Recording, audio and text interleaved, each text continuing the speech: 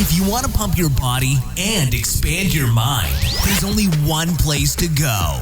Mind Pump. Mind Pump with your hosts, Sal DiStefano, Adam Schaefer, and Justin Andrews.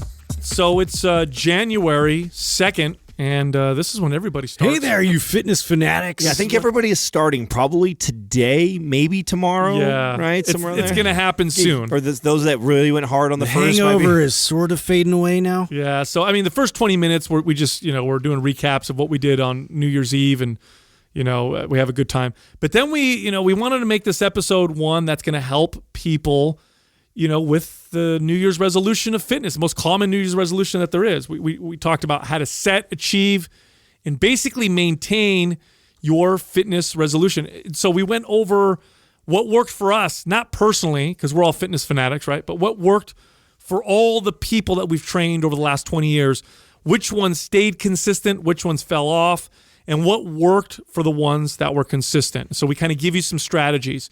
Now, another thing that we did, because it's January, it's a new year, we have discounted MAPS Anabolic by 50% off. Now, MAPS Anabolic is the program that we tend to recommend people start off with. It's a great, solid foundation of resistance training. It's great if you want to speed up your metabolism. It's great if you want to build muscle and build strength. It will get you very good at some of the core lifts. It's also a good fat burner because of the fast metabolism. That's one of the side effects of this program. But again, it's 50% off. It's also getting completely revamped. So you can enroll in it now, and then you'll automatically get updated with the new version of MAPS Anabolic. So here's what you do if you want the 50% off. Go to mapsfitnessproducts.com and use the code RED50, RED50, no space, for the 50% off. And of course, if you already have MAPS Anabolic and you want to check out some of our other programs, you can also do that on that site. And that's it. Here we go. New year, new you. Oh, great googly. Yes. Right. Welcome back. Welcome back, America. That was a good New Year's time, huh? That was refreshing. What were you guys up to? What'd you guys do? Adam, you were in Tahoe with was it everybody, or was it just you and Taylor hanging out? No. I was with Katrina's family. Taylor was kind of a last minute add-on there. Actually, we every year with Katrina's family we take off. Last year we did Discovery Bay. I forget where we did the year before.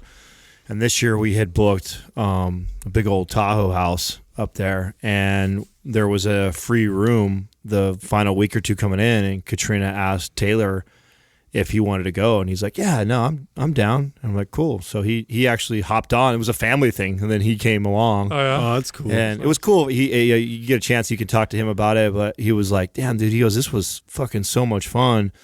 We had just an epic house. I mean, it was a tri-level, 3-story type of place, similar to the types of places that we stay in.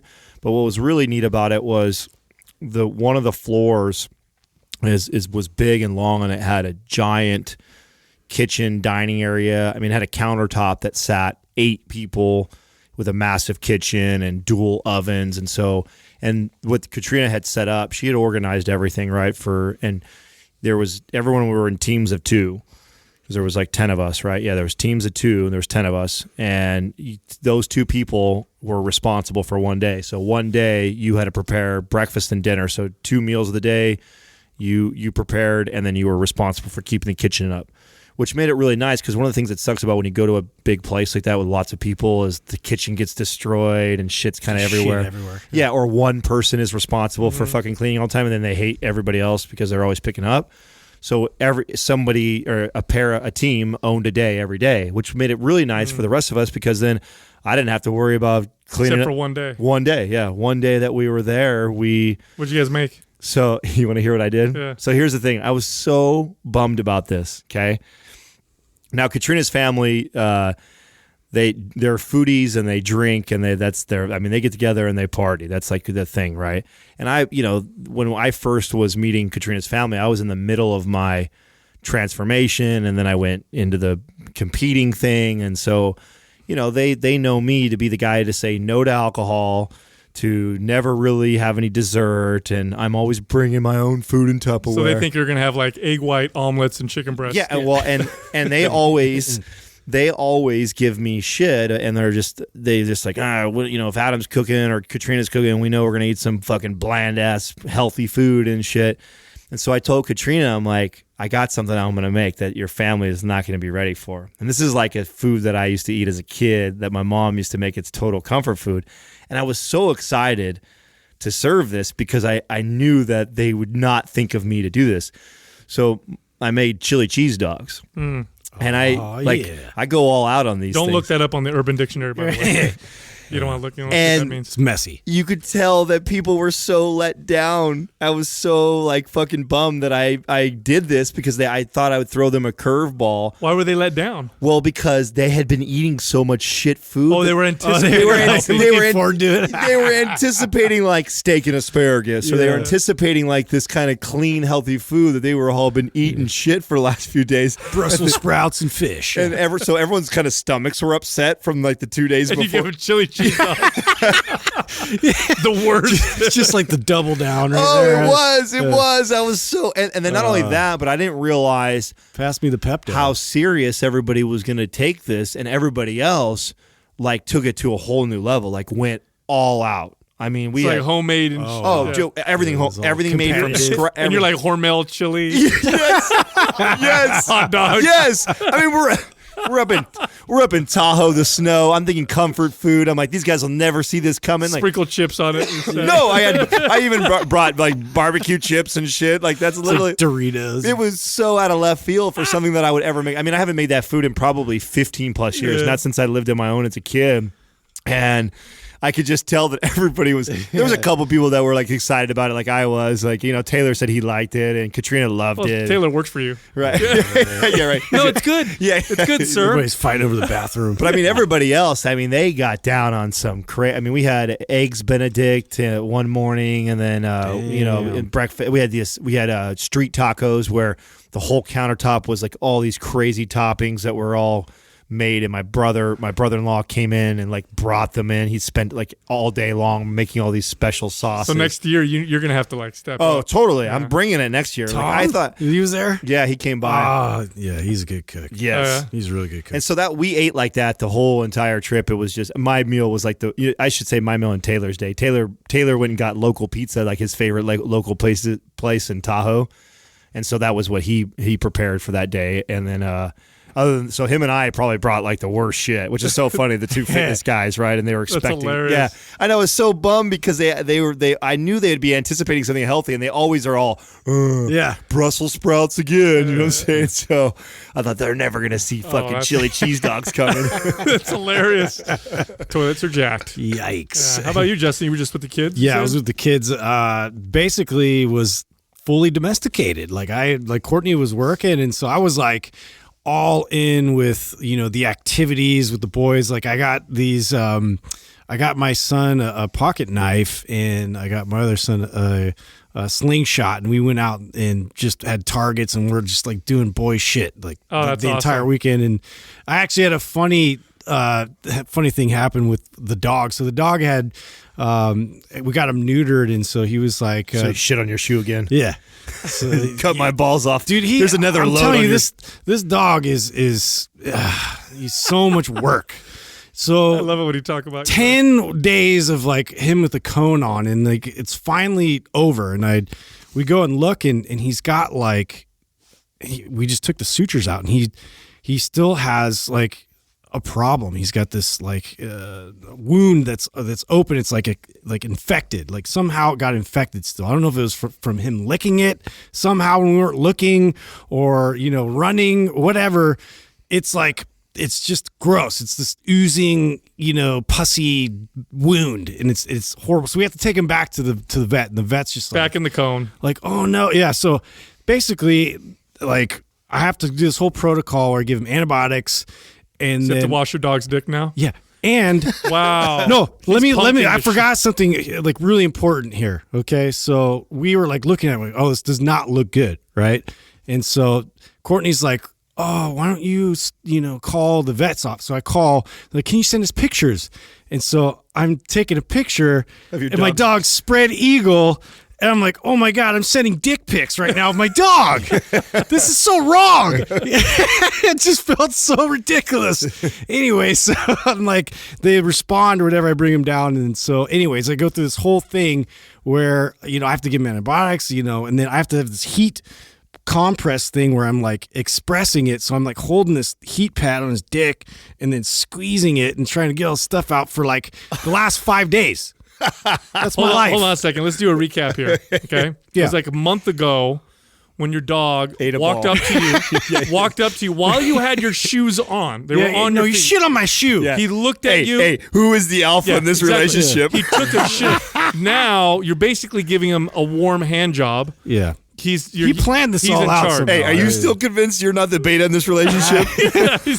Yeah, I throw him outside every night just to show him his boss. He brags to all the animals in the forest. Yeah. They make He's bets like, of him. he's like, I got him to squeeze my dick. Yeah, the squirrels are like, hey, there's that dog. He's fucking gangster. Hey, we dare you to can you get him to give you a hand job? He's like, don't worry about it. I got it. It's all right. He doesn't know you. I'm going to introduce him to the chickens, and they'll let him know what's up. The chickens are your chickens are scary. Hey, so I want to know how your hotel experience that I totally crapped on before, did it pan out well? And was it a smart move staying in? And tell me how it went down. We had a blast. So we went to Okay, good. So first we had dinner at the LB Steakhouse in Santana Row. Have you been there? Oh, I love it there. Yeah, really, really good. it So there. they had the special like New Year's menu. So we had a nice dinner there, had, I don't know, 2 or 3 drinks there. It's at 6 p.m., so we're already getting a little sauced. We go back, and the hotel was Hotel Valencia. And they had that's where you guys were at? Yeah, they had a big party there. Oh, I thought you were going to San Francisco. No. Oh, okay. No. Not bad at all then. So they had a New Year's Eve party or whatever there. So we go back and Jess and I are like, "Oh, what do you want to do?" I'm like, "Oh, let's go up to the room, hang out a little bit, and then we'll come down and party." And we both kind of took a nap, like 8 p.m., which is kind of you eat a big meal. Hey, it was probably smart though. It was. Power up. Well, we were a little energized from the nap, and so then we go downstairs and we're maniacs and did not go to bed till 6 a.m. I mean, everything shut down. Yeah, Wow. everything shut down at about 2 a.m. That's when everybody started kind of leaving the party and all that stuff. And we just went back up to the room and just continued to drink and have a great time. Wow. Till about 6 a.m. Yeah. So yesterday was just recovery full. I was supposed to go to my parents' house for a New Year's Day party. Yeah. Like, my whole family's there. Family from Sacramento drove all the way down to be there, and I stayed at home, and I was on the couch all day long. Could not get off the couch. I can't do it anymore, man. So it's like I'm like, good. That's it. I don't want to do anything ever Were you again. doing shots at all, or are you just Bro, we did.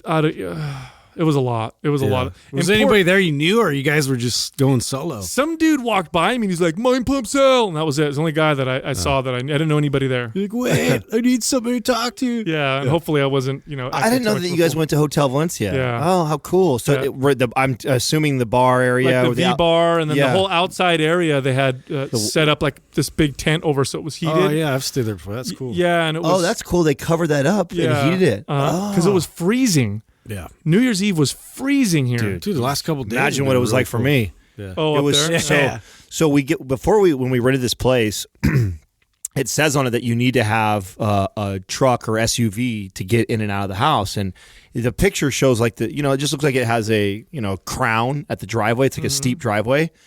But what they didn't tell us was what could potentially happen if this thing the driveway froze completely. We had to, and I told you guys that we had to get Larry's tow truck out. It was out of the driveway. So his truck. Why? Because he couldn't get traction to get out? No traction. Did he have all 4-wheel drive and everything? No, he didn't have 4-wheel drive, which when he rented that car, I was like, what are you doing, dude? We're going to Tahoe. But it's like his first time going to Tahoe. And I'm like, when it's during Chains the too, or no Rookie chains? move. No chains on it. But it wouldn't have mattered. This thing was literally like iced out. Like it was so bad. Oh, it was, shit. Yeah. We took the car, Katrina's car and parked in the garage and left it in there the entire time. Like I didn't want to take it out of there.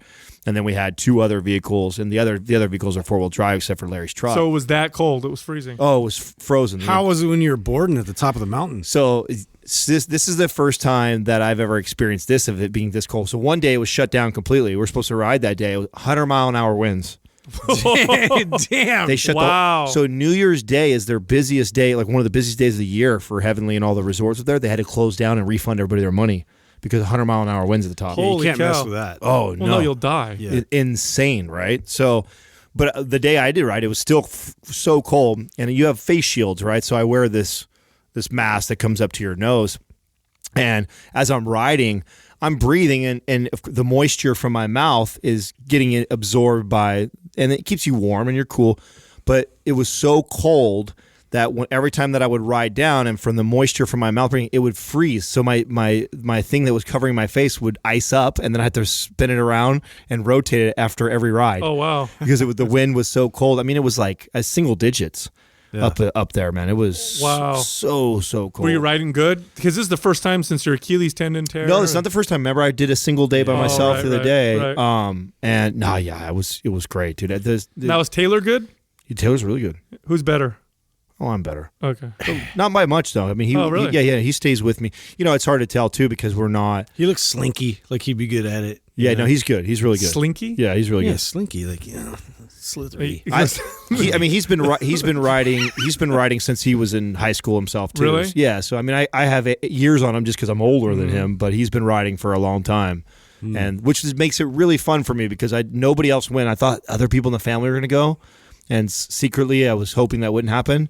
Because when that happens, Oh, then it's hard to do what you want to do when you have a million people. Yeah, then you're babysitting the whole time. Yeah. You can't bomb down the hill. Yeah, and I love my girl to death, but I just taught her how to ride like a year or two ago, so she's, I go a little bit, then I wait for her, I go a little bit, and I haven't really, other than that day I went by myself, I haven't had a time where I could just. So you guys are just mashing down The first day. Did you film it like you said you would? No, we didn't film Oh, anything. you got to do that. It was so cold. So normally it's sunny and it's nice. So taking my camera out while I can be barehanded and doing that. Oh, it's too cold. Oh, it was so cold. It'd feel like you get frostbite. Like there was a time where I wanted to adjust my bindings when I was riding, and I pulled off my gloves and I'm like unscrewing my screws, and then like within like 3 seconds my hands are like locked up, and I'm like, oh shit, I'm getting like frostbite Wow. right now. I'm not going to do this right now. Wow, that's crazy. Well, So there was like that snow globe event up there. Did you guys go to that? Or? You know what? It was that? We were literally a block away, like 2 blocks away from our house was. Yeah. Well, not 2 blocks, a little bit further than that, but it was right up the road from us. No, we didn't go, and I was surprised that my nephew, who's 24, his birthday was while we were up there. He didn't want to go. He's been there before. He's like, I guess. So Snow Globe, for those that don't know, it's like this big outdoor festival concert thing. So tons of bands are out there, and it's the bands that are out there are supposed to be dope. But I guess it's, I don't know. From what I hear, I haven't been, so this is just hearsay what I'm saying right now. So somebody, I'm sure, will correct me if I'm wrong. But it tends to be kind of overrated, and a lot of people, everybody's just fucked up on drugs. And it's my nephew said when he went last year, he goes, it's not really my scene. Everybody's hella rolling hard, and you're freezing your ass off out there, so you can't really. sounds like a like perfect storm. Well, there's the pictures of it, right? I mean, it looks super cool, right? Yeah, it looked cool. I just saw because I saw Viet's Instagram, and like Mac House was up there filming for it. So. Oh shit! I wish I would have known that. I Yeah. would have linked up with him. I did not know he was out there. Looked like it was pretty cool, at least from their perspective. I mean, I wanted to go. I didn't want to go while we were up there because we were doing like the family chill thing. But I've wanted to go to that before many times, and they were the ones that kind of crapped me out on it by saying like, it ain't that cool. So funny. So I let my kids stay up till midnight this year. The previous year, we showed them like a rebroadcast. Oh, to get them to go to bed. Shut your We face. got them to bed at 10. I swear to God. Like it's countdown time. And then like somehow like my oldest figured it out and was Well, he has a watch so now. mad. He was so mad at me. So he I found out actually last time. Yes. Oh yeah. Yeah. So we stayed up all night and then had those poppers and all that stuff and did that outside. What was your excuse? What did you say to him? Like, oh yeah. I was like, I thought it was real time. Oh yeah. You didn't tell. I didn't know. No, I came clean. I was like, sorry, I was trying to get you bed early. Your mom and I were gonna have our we want alone time. We have our want to fun celebrate sex. together. I avoided it. I avoided it. Yeah, butt sex. That same day, Thanks, Justin. that's Jalen's birthday is the first, right? So they all wanted to go out and party, and Taylor and I had planned to snowboard the next morning. And I'm like, there's no way I'm going out till 1, 2 in the morning getting fucked up and then riding the next day. Like I'll be exhausted. I'm not fucking 19 anymore. And so I don't want to go. And Katrina's brothers, dude, are like, they're the fucking worst, man. They're like hardcore pressure you. Like if they want you to do some shit, like they just hardcore pressure you, make you feel like a punk for not being there. So I knew they were going out. And so right around and I knew they were going out at 10. So like at 9:30, I creeped downstairs. Went to bed. And just closed the room. I just went to my room, you know what I'm saying? And closed the door, watched the clock until 10 o'clock. And then I come upstairs after I heard him get picked up by the Uber. And then I stayed up with her mom and hung out. And Taylor got suckered in because Taylor came upstairs. So he had to go out? Yeah, they pulled him. He came up and they're like, "Come on, T-Dog, let's go, Taylor. Come on, you gotta go. Like, come on, take a shot, birthday shot." They pressured him to go, and he ended up going. And he told me that he was so nervous because he knew he really wanted to ride too the next morning. And we'd already prepaid, so we were riding. It wasn't like, oh, if we don't feel like it, we won't go. We'd already paid for our tickets. And so he's like, man, about halfway through the night, he's like, I was getting so nervous that it was gonna be a rough day. So he said I started buying the rounds, and I told the bartender to give me soda water. And so he was pretending to take shots with him while they were taking shots just so he'd be okay. Nice. No, it was a great move because they all got sick and hungover and throwing up and shit. Oh, dude, I'm telling you, dude. Yesterday it was a nightmare. I felt horrible. I mean, I was on the couch all day and I was doing all my remedies. And here's the thing: I didn't get a hangover. I didn't have the headache where your head's pounding. You're probably just fatigued. Oh, you were just up all night. Yeah, I was just tired. I was just tired, and I knew if I had pushed my body the next day to do anything that I would open myself up for illness. So but I didn't get hungover, which is kind of interesting. I really think that the charcoal is like, I think it's magic for me. I swear to God. I didn't have a hangover. I just felt super, super exhausted. Yeah. I put the whole family on it. Did you? Yeah. So everybody. Did they like it? Oh yeah, everybody was all about it. I was like, you guys got to do this. It's been a game changer. You got to warn them about the black poop though, because I'll get messages from people. Am I supposed to have? I'm just waiting for someone to send me a picture. Is my butt bleeding? No. Yeah. So it's tarry. With all this all New Year's talk, I feel it's we should discuss some of the best strategies for people that are probably just getting back into the swing of things. I mean, shit, I'll be one of these people. I feel like the last month I've been just having sweets and treats and letting myself go and inconsistency. It creeps up on you, man. So I already know in my head what the next 4 weeks to 6 weeks is going to look like. And I think it's a great discussion because I think a lot of people would be surprised on exactly how one of us would go about it if we had been inconsistent and drinking and eating bad and not really lifting weights. I was having this conversation with Jessica yesterday. We were talking about, because she's never worked as a trainer in a big box gym. She's always been a trainer in these smaller, type studios. And of course now she does mainly online coaching. And so I was explaining to her what January is like for these gyms. And I'm like, these big gyms will experience, on average, like a 50% increase in traffic, sometimes as much as 100% increase, which is insane. Like, how many businesses see that kind of a surge? Yeah. Maybe retail companies, during the Christmas season, right?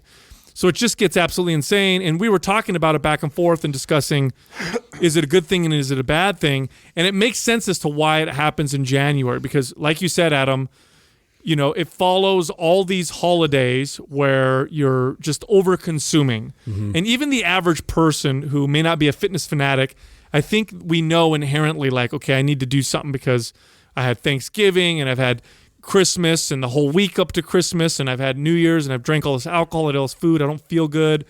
So you have that. And then you have that coupled with this, new year starting. Right, new year, new me type of thing. Yeah, it's like a threshold, right? And it's like you're moving to a new town, so you could start over fresh or whatever. So it kind of creates that perfect storm. But the problem is, as much as we know, because look, running gyms for as long as we did, we would see that. We would see that huge, and the huge surge doesn't really happen January 1st. It actually takes about a week. I remember the first time because you know why? Because everybody feels like you feel like now. Yeah. You know what I'm saying? Terrible. Everybody else is like, I'm going to get there. Just not today. Next week. Well, I remember too, the first January I was working in a big club. I remember everybody's talking about January, you get all these people. I remember the first week it was like December, and I was like, what's going on? And they're like, no. Wait till next week, watch what happens. And like clockwork, by the second week, it just starts to get crazy, and it just gets crazier as the month goes on. And it really stays that way through February, I would say. Even March. Maybe even March. Yeah. Then it starts to die down. Yeah, and April, May, it starts to really die down. and you see a lot of those same people who were so motivated and so inspired to get started. A lot of these people, first-time gym members, just didn't come back and didn't fulfill, some of their goals. And so you read statistics like the average American gains, 5 to 10 pounds every holiday season and keeps like 5 of it, which doesn't sound like much, but after, if you're a 40-year-old, 30-year-old person, that's 30 pounds or 15 pounds that you've gained over the last 3 or 4 seasons. And so I think it is important to talk about, like you said, Adam, strategies. Like, first of all, why do people stop? You know what I mean? What is it that's screwing them up? I think there's multiple reasons, and I remember we used to dive into some of this stuff, and some of the most common things are actually injuries. A lot of people start off and actually get hurt within the first few weeks.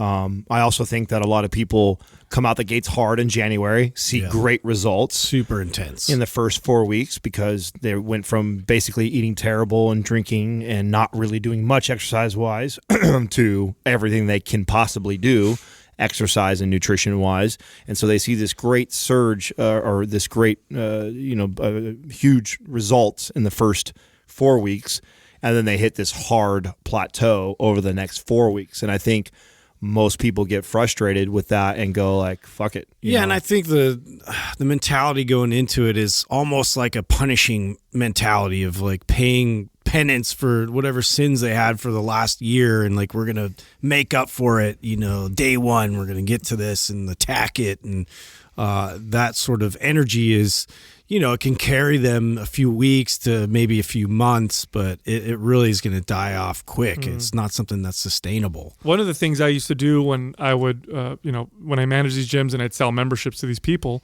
is you always ask people what their goals are, right? Because you want to know how you need to communicate to them and how you need to communicate fitness to them. And for anybody who works in a gym right now, this is very important, because how you communicate what you're trying to say to them is very, very important to get them to get going, but also to set the stage for hopefully consistency, or at least the right mentality. And so I would ask people lots of questions, but one of the main questions was, what are your fitness goals? And somebody would say something like, I want to lose 15 pounds. And then I would say, and then what? And I'd look at them, and most of them didn't know. Like, they'd look at me like, well, what do you mean, and then what? Well, okay, after you lose 15 pounds. Yeah, what do you do? Then what do you plan on doing? And what it would reveal to them, the reason why I would say that to them is it would reveal to them that their mentality going into this, and a lot of people go into the gym in January with this mentality. A lot of people go to the gym, start out going to the gym with this mentality, that they are going to go there to accomplish a goal, and then maybe they don't outwardly think it, but subconsciously they think then they're done, right, and they don't have to do it anymore. Just like the mentality with a diet. Like, I'm going to go on this diet, I'm going to lose this weight, and then once I lose the weight, I'll go back to my regular life and what I was doing before. And so I would use that as an opportunity to communicate to them and say, look, whatever you do to get yourself into a particular type of fitness or health or shape is what you'll always have to do to stay that way. Your body looks and feels the way it does now because of your current lifestyle. The only way it's going to change permanently is if you permanently change your current lifestyle. And I would communicate that so that people wouldn't take it lightly, because when you're talking about making a permanent change to how you live, because it's a weekly and daily thing. Nutrition's a daily thing, and exercise is a weekly thing, forever until you die, right? Because it's a fundamental change of something you're doing on a forever basis, you really have to consider how challenging that really can be. Anything that you do forever, consistently, on just a weekly basis, even forget the everyday basis, is going to be difficult. Doesn't matter what it is.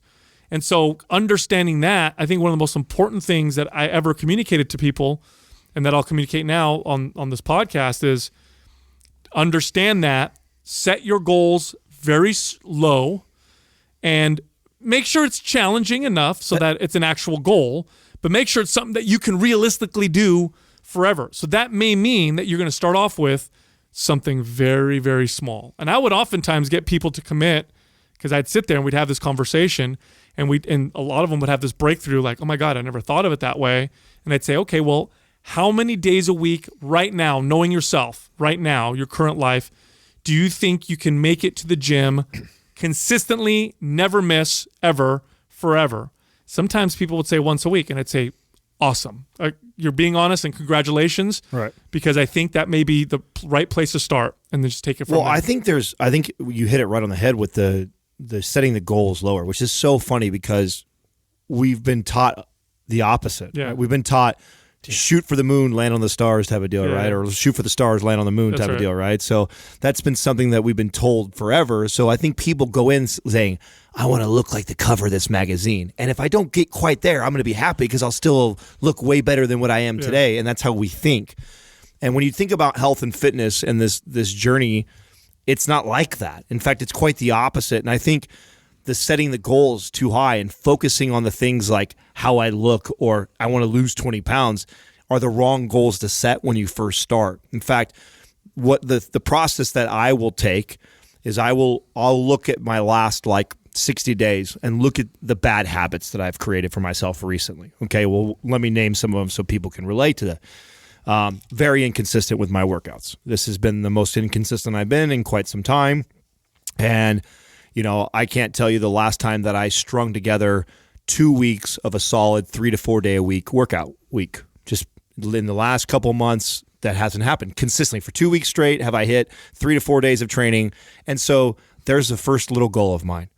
I'm not gonna dial in my nutrition hella hardcore or get super anal about all that stuff and start weighing and measuring my food. I'm not even there yet.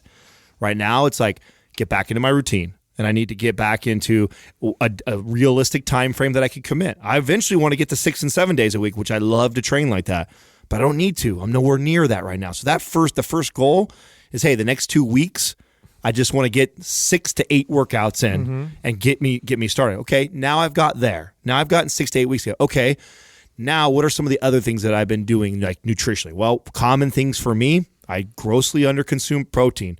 I skip meals for long, and then when I do eat something, I eat a bad choice. It's not something that is balanced well for me. It's not getting me enough adequate protein. It's higher on the carbohydrates. And so what I want to get back to is just get balanced meals and hit my protein intake. That's an easy thing for me to start doing. And so these are what my goals look like. It's not, oh, I want to get back to what I looked like when I competed on stage. Oh, I want to lose 15 pounds of fat.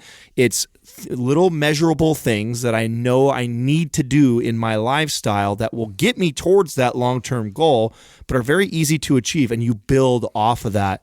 That I think if you talk to anybody who's ever accomplished what seems to be an insurmountable goal, like you talk to somebody who has climbed Mount Everest, or somebody who's built $1 billion business, or just done something that just seems insane.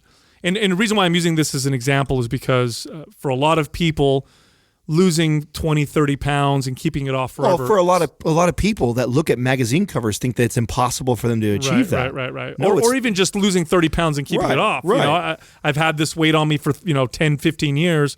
How am I going to do this? If you talk to anybody who's ever accomplished what seems to be like these insane, insurmountable goals, they'll all tell you the same thing. They took it day by day. Even people even if you listen to people who were stuck in these POW camps, like, how did you survive? I just tried to survive every hour. I just thought of things. I broke things down to small chunks, and I did it like that. And it makes it much more accomplishable. So for people listening right now, set your goal so that it's going to give you some challenge, because it's got to have meaning. If it's too easy, it's not going to mean anything to you. But also do it in a way that is realistic for you. Now, that's going to be very different from person to person. Somebody listening right now, that may mean that you go for a 10-minute walk twice a week, because that for you is a challenging yet realistic goal. Right. Someone else, like Adam right now, saying I want to work out 3 or 4 days a week consistently for a couple weeks in a row. That for you is a realistic yet kind of challenging goal based on where you were. So those are important things to factor, but also look at your plan. Okay, what am I trying to accomplish? I know this is something I'm going to have to do forever, and look at how exercise affects the body, and then choose the right form of exercise. So here's what I mean by that. If your goal is to speed up your metabolism or lose weight or sculpt your body, which is probably everybody, then what you want to do is you want to build the foundation for that. You want to make it so that you don't have to work out as much. You want to make it so that your body burns more calories on its own. You want to make it so that you don't have to go to the gym every single day and manually burn calories. You want to set it up so your body wants to burn calories on its own so that, realistically speaking, I can burn more calories and not have to go to the gym 6 to 7 days a week. Well, the way to do that is to build muscle, and the best way to build muscle is to lift weights. And so if you're getting started on a fitness routine, I know the first place you want to go is do cardio because you want to go sweat and you want to go burn lots of calories. But if you take that approach, it's a daily approach. It's an everyday approach because the second you get off cardio, that's it. Your body's not burning any more calories. Not only that, but over time, your body actually gets more efficient at the cardio and you actually start to burn less calories and you'll start to plateau. That's another great point on when we talked about what are some of the things that cause people to quit and fail. I think this is one of the number one ones also that we didn't mention, which is a lot of people come out the gates because they want to lose fat and they think that cardio is the best way to do it. And they start doing it as much as they can. And that just is, eventually it's not sustainable. To it. Yeah, it's just, eventually it's not sustainable for 95% of the population. Mm-hmm. There's a 5% of the people out there that love to fucking run on a treadmill every single day or love to go for a fucking 3-mile run every single day. And that's something that is therapeutic for them and they enjoy. Well, kudos to those people. And if that's who you are, that's fine. There's nothing wrong with it. But the other 95% of the fucking population, that's a terrible way to start your New Year's resolution is getting on some cardio or go take off for a run because it's inevitable. If you weren't somebody who loved doing that before or loved doing that now, you're probably never going to love doing that every single day of your life. So why would you create that as a habit or as part of your routine right out the gate? Start simpler. Right. Also, ritualize whatever workout you can commit to. Make it a ritual. So what I mean by that is, let's say you have this discussion with yourself and you say, okay, and by the way, this is the realistic average that just in my experience, like I said, I've been training people for 20 years. I'm pretty sure you guys will agree. The average person usually can, if we want to have them be successful long term, it's usually 2 days a week is what I have them commit to. 2 days a week. That's what we're going to start you out with. And what you want to do is you want to pick 2 days and you want to pick those 2 days and put them at times that don't move. Like that's it. Tuesday and Thursday at this time, after I do this or before I do this, this is what's going to happen. And it's a rock in my schedule and it does not move. Now, what does that mean for a lot of people? For a lot of people, that means they work out in the morning. Some people, it means that they, on the way home from work, go to the gym. You know what it doesn't mean for a lot of people? That they go home and then decide to go to the gym. That is a failing strategy that I've seen fail over and over again. Most people try and do it that way. Like, oh, I'm going to go to the gym after work. Workout clothes are at home. They go to work. They drive home. Making it to the gym ain't going to happen. Right. Bring your gym bag with you and ritualize it and put it in the schedule for however many days you can commit to and make sure that it's there and it's stuck. So, this is my personal experience. And for many of you listening right now, this might not be feasible. But in my personal experience, and maybe you guys can add to this, people who decide to work out before to start their day off tend to be more consistent. Mm-hmm. Just is. Well, that's a fact. Forever it's been that way. I'm not even a morning person, and I agree with that. Yeah. I mean, it's just the most consistent people my entire career have been clients that train before they go to work because they've created that ritual. Start your day that way. Yeah. You just start your day. I also think there is a major mistake made on the intensity that's applied towards the weight training when you first start. If you've been out of it, so I just touched on how I just want to be consistent for 3 to 4 days in a week for a few weeks in a row. Not only that, but I also know that I don't need a ton of volume. I don't need a ton of intensity. It's like, I just need to get in there and move some weights a little bit. And I don't need to push myself to failure. I don't need to be drenched in sweat when I leave the gym right away. I got plenty of days ahead of me to get to that. There's no reason to come out the gates like that. If you are going to the gym and you are coming home and the next day or two, you are fucking crippled sore, you're already going about it wrong. That's not the right direction at all. You're pushing yourself way beyond where you need to be pushing yourself. You want to feel your workout and you would like to get in there and do some good movements. But man, you go in there just like an anabolic type of routine. You go in there, every body part, 2 sets. 2 sets of every body part. Get the fuck out of there, get home and rest, make some good decisions eating wise, and do that a few times a week before you start to build onto this. Yeah, you want to get to a point where your body is craving that exercise. So it's all about enjoying the process and sort of reframing like a workout as being work. And this is what I have a problem with a lot of people, like, which is, I mean, it's natural to want to lose 20 pounds. It's natural to want to lose a very specific target goal or to set out like very specific goals. However, once we get to those goals, like, does that mean it stops there? Is that, how do we transition? How do we maintain and keep it a lifestyle? You pay attention to how your body feels every day, and you enjoy the process, and you make that part of who you are. And that needs to be something that you figure out, like, how can I make this who I am? That's one of the best goals, in fact, is rather than saying I have this weight loss goal, is to say my goal is to make it to the gym twice a week. That's my goal. And those types of goals, by the way, lead to the ultimate goal of weight loss. But it's something that you can start out with, and it doesn't seem so complex. Here's the other thing, too, and you alluded to this, Justin, about workouts being work. Treat your workouts like you're practicing a skill. When you go to the gym, and this is a big, and I blame the fitness industry a little bit for this. The way we sell exercise is, get sore, sweat, burn calories, burn body fat, build muscle, all that stuff. And yes, that's true. That's what exercise does. But exercise involves, especially resistance training in particular, which I believe to be the ultimate form of exercise for most people, especially in the context of modern life. It's all skills. Squatting is a skill. Bench pressing is a skill. Barbell rowing is a skill. Pressing overhead is a skill. All these movements are a skill. Yes, muscles are used to move these weights, and yes, you do get results as a result of that. But really, you get good at them. Like somebody who's never squatted before is a bad squatter. Somebody who squats all the time, has been practicing it for years, is a very good squatter. The good squatter gets way more out of the squat than the bad squatter does. Right. So rather than going to the gym and thinking to yourself, today I'm going to work out my legs. I need to get my legs really, tired and sore. Think to yourself, what exercises work legs? Which ones are the most effective ones? Okay, I have barbell squats, I have walking lunges, and then for my hamstrings, let's say I'll do leg curls. Okay, those all seem to be good exercises. I read the Mind Pump blogs. They said those are good. So now I know the exercises that are working my legs.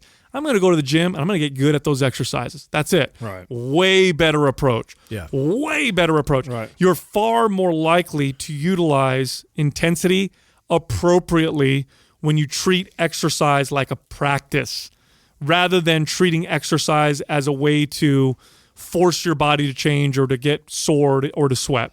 It's a very different mentality. It took me a long time to learn how to apply this to myself. I applied it to my clients way before that because I knew, inherently as a trainer, clients would come in, I knew what I was going to train them on.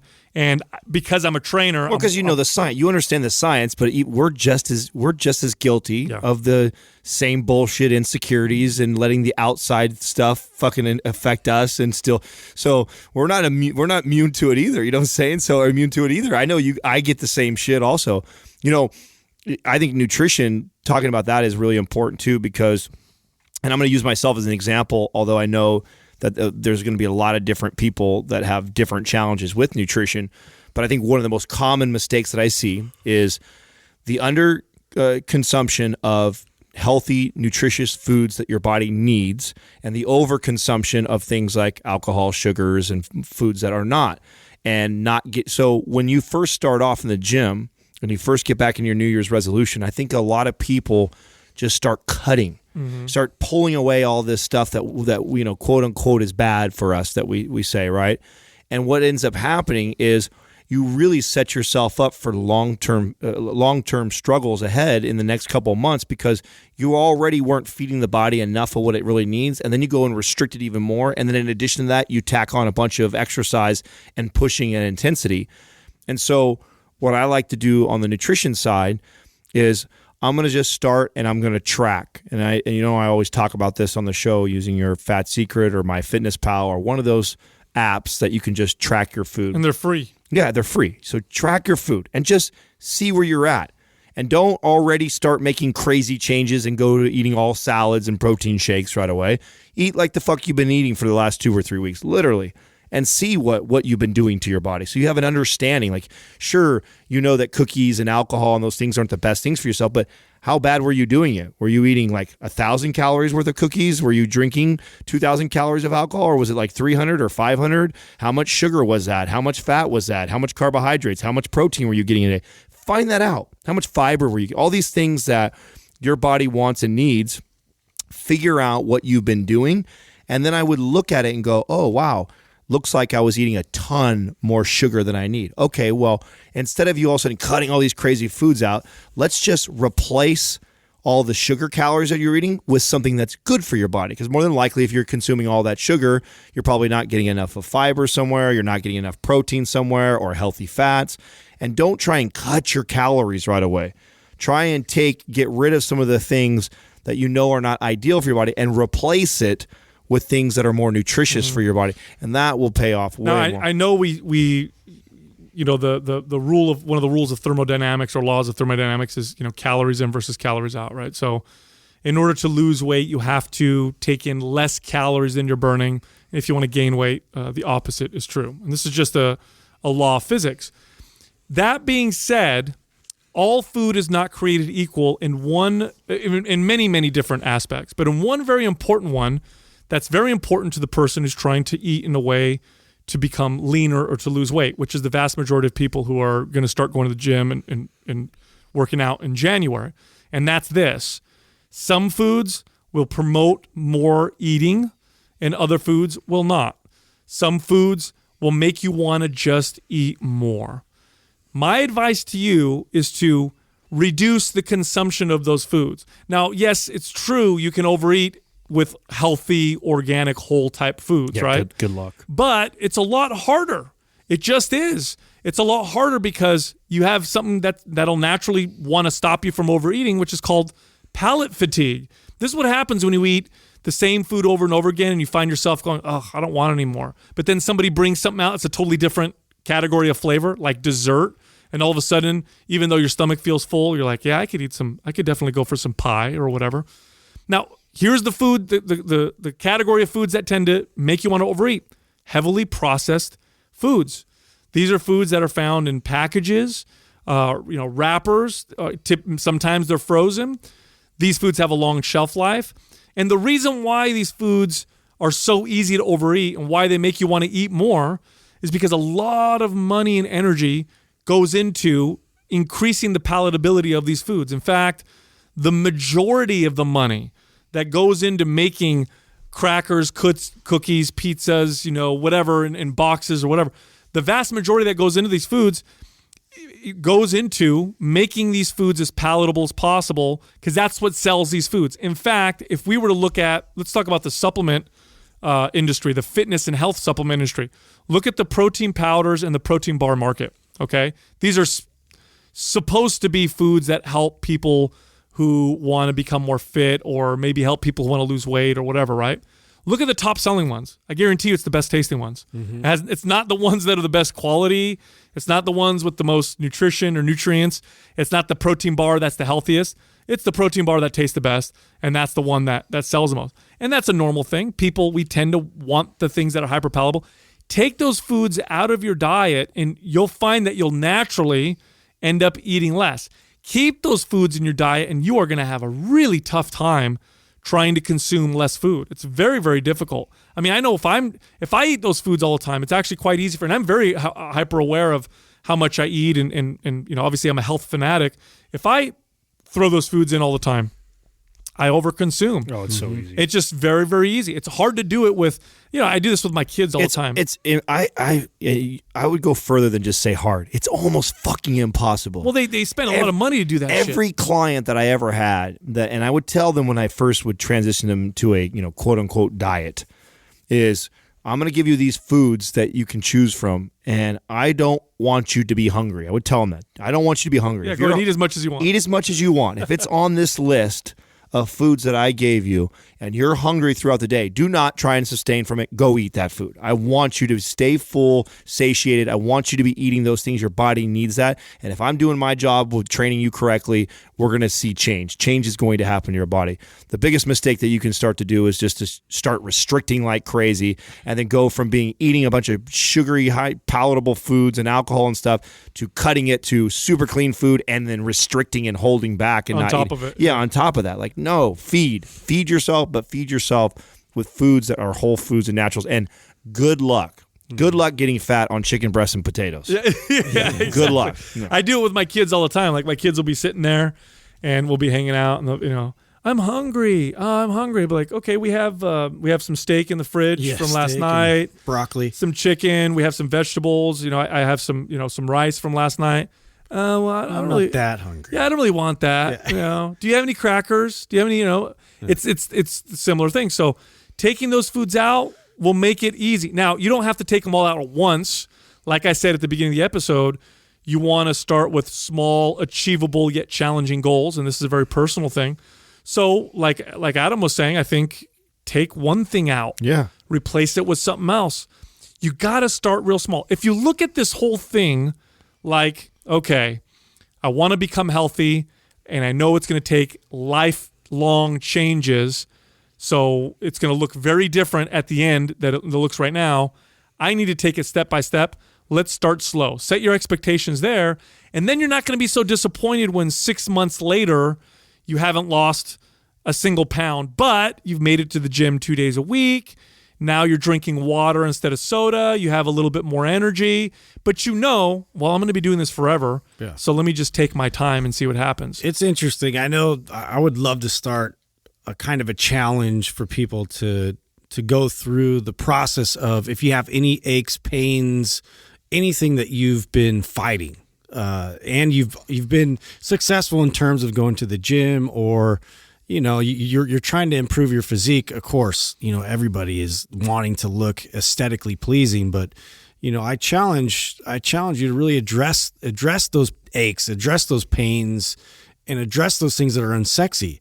Because if you really spend the time and lay down, a foundation that you can then build upon, you're going to have a whole new body that's going to perform even better, and you're going to, enjoy the process all the more. You know what's good about that too, Justin, is, and by the way, this is what we do as trainers. This is the first thing we target when we're trainers. I never take somebody. That's the first thing Yeah, somebody comes in, they want to lose 30 pounds.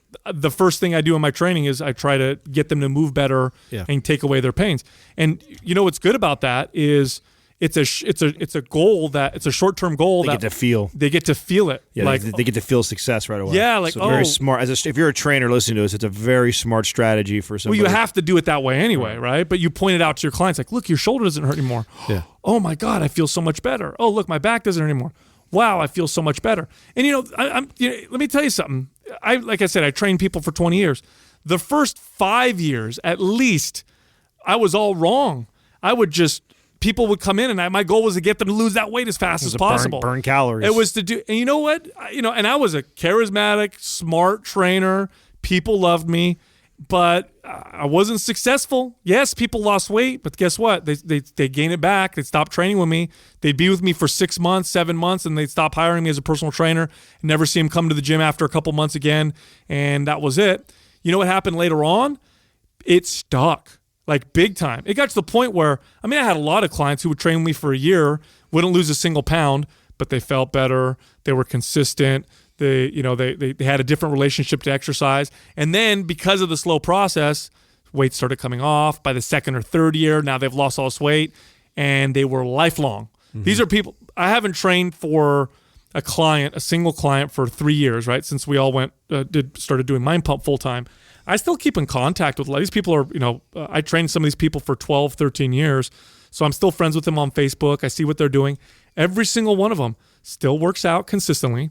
Not a single one gained the weight back because they stopped training with me.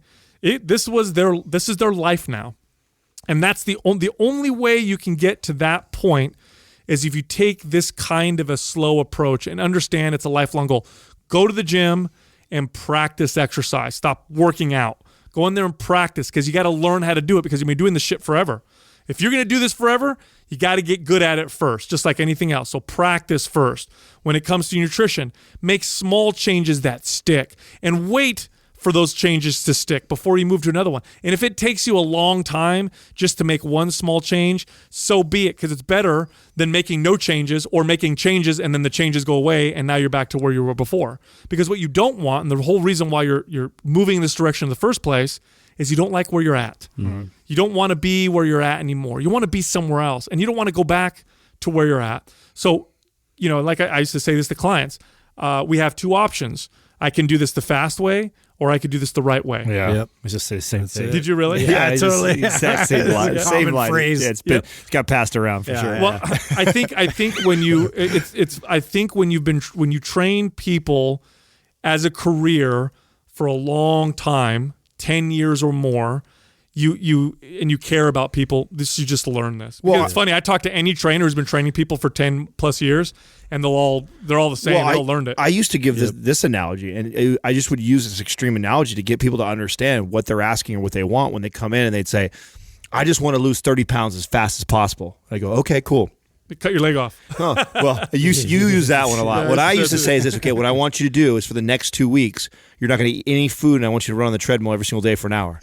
And I'd say that, and then I'd go, I'm just kidding, right? Because we both know that you'd probably die if I did that to you, right? But that's really what you're asking me to do when you're saying you want to get to 30 pounds as fast as you possible. Then all it is being extreme on all directions, extremely over-exercising, over-intensity, cutting your calories like crazy. You'll lose 30 pounds.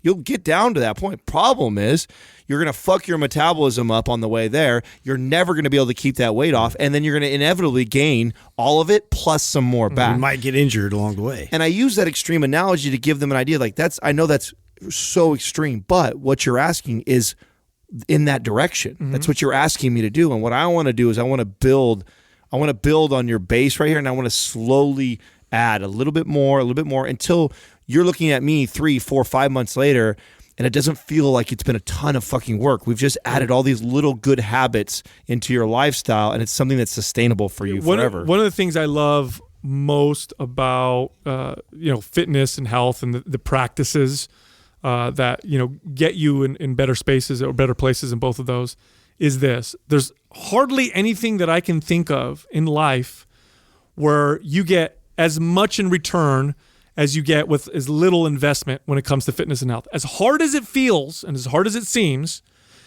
you get a lot in return for the time you spend. I mean, if you're working out, and forget being a fitness fanatic maniac. Let's say you go to the gym and you do a good job. You follow a good routine. Let's say you do like a MAPS anabolic, which, we put that together. It's a good, solid routine. You know what you're doing. You're practicing the weight. You're going to the gym. You're practicing your lifts properly. You're getting good form. And let's say your nutrition is much better than it is now, but it's not perfect. You're not a bodybuilder, you're not a physique competitor, you're not some crazy, fitness fanatic, but you eat a relatively healthy diet, okay? The time and energy that it takes to do that, what you'll get back in return, you can't compare. It's insane the difference it will make in your life, and the best part about it is that difference grows. It gets better and better. You continue to get more, and I'm not just talking about your physical health. That's an obvious one. Yeah, you're definitely your physical health improves. You definitely get better blood lipid levels. You're going to be leaner. You're going to look better. You'll be stronger. You can move better. That's obvious. But the mental effects it brings upon you. I was reading a study another one came out about how exercise is one of the most effective things they've ever studied to combat anxiety and depression. Mm-hmm. Period. The best part about it is, the side effect of exercise is you get fit. The side effect of drugs is all kinds of other shit. Right. Mm-hmm. It's one of the best things you can do for your mental space. Now, what about your relationships? Incredible. You're going to get tons of results in your relationships because anytime you meet somebody or you talk to anybody, I don't care if it's somebody you see every day, like your spouse and your kids, or people you meet every once in a while, you're meeting them through a filter. That filter is your physical body. If your physical body feels amazing, is healthy, and is balanced, You're going to receive information better, and you're going to transmit it better. It's going to change your relationships. And in fact, that's the number one feedback I would get from clients all the time. They would train me for a year, and they tell me, I have a better relationship with my wife. I'm a better parent to my kids. I have more energy. I'm just more calm. I used to have businessmen. This one I used to love. At one point I had a private studio and I catered to executives and doctors and all that stuff. Some of them would come to me and say, I'm better in my board meetings. I'm a better manager. I'm doing better in my business because I'm more fit and I feel better. I mean, the payback you get it's so amazing. And if you really compare, it's not a whole lot you have to dedicate. You just got to do it right. And I consider that, again, this is a lifelong change. Take your time. It's difficult to change everything at once. I would say it's impossible. Take your time, go slow with it, and watch what happens. You know what else is really cool? And it seems so serendipitous, like many other things that in this company. We didn't plan for this to happen this way, but it's unfolded that way. Many people that have been listening to the show since its inception know that we've been, continuing building upon what we started with as far as programs, and now we're in the process of refacing them and making them better. We've listened to all the feedback that we've gotten from people, and we've always promised this, that, if you own one of our programs, that we're going to continue to improve upon it. And, this year we started going back through all the major programs and refacing them, shooting new videos with them, changing the blueprints, and just making the whole UI that much better. And what's cool is we are, re-releasing MAPS Anabolic, and it's coming out this month, the new version of that, and it should be done within the next week or so. And in addition to that, we're also discounting MAPS Anabolic for 50%. And in addition to that, if you were to ask me or anybody in here what is the most ideal place as far as all of our programs that we have to start, this would be the place. Yeah. Mm-hmm. This would be the place to start. And even if you're somebody who owns most or all of our programs and you've just kind of fallen off the wagon, this is a mistake that a lot of people make too, is they go right into, like an aesthetic or a split or a strong type of program, where I would highly recommend you to go and revisit your MAPS Anabolic. And because that's what my next couple of weeks will look most like MAPS Anabolic than any other of our programs, because it truly is even for somebody who is advanced and been lifting for many, many years, if I've been inconsistent for a month or a couple months, that's enough to set me back to where MAPS Anabolic is plenty of volume to start to see major change in my body. It's 2 to 3 days a week in the gym with other stuff that you can do on your own at home in between. But really, it's 2 or 3 days a week in the gym, consistent, committed. So it works for a lot of people. And of course, it's the first MAPS program is the one that we get the most positive feedback from. So it is 50% off. It is going to get revamped. So if you already have it, it'll be revamped for you automatically. You don't have to pay anything extra. If you don't have it, 50% off. You just go to mapsfitnessproducts.com and use the code RED50, RED50 without a space. So go check it out. Thank you for listening to Mind Pump. If your goal is to build and shape your body, dramatically improve your health and energy, and maximize your overall performance, check out our discounted RGB Super Bundle at mindpumpmedia.com. The RGB Super Bundle includes MAPS Anabolic, MAPS Performance, and MAPS Aesthetic. 9 months of phased expert exercise programming designed by Sal, Adam, and Justin to systematically transform the way your body looks, feels, and performs. With detailed workout blueprints and over 200 videos, the RGB Super Bundle is like having Sal, Adam, and Justin as your own personal trainers, but at a fraction of the price. The RGB Super Bundle has a full 30-day money-back guarantee, and you can get it now plus other valuable free resources at mindpumpmedia.com. If you enjoy this show, please share the love by leaving us a 5-star rating and review on iTunes and by introducing Mind Pump to your friends and family.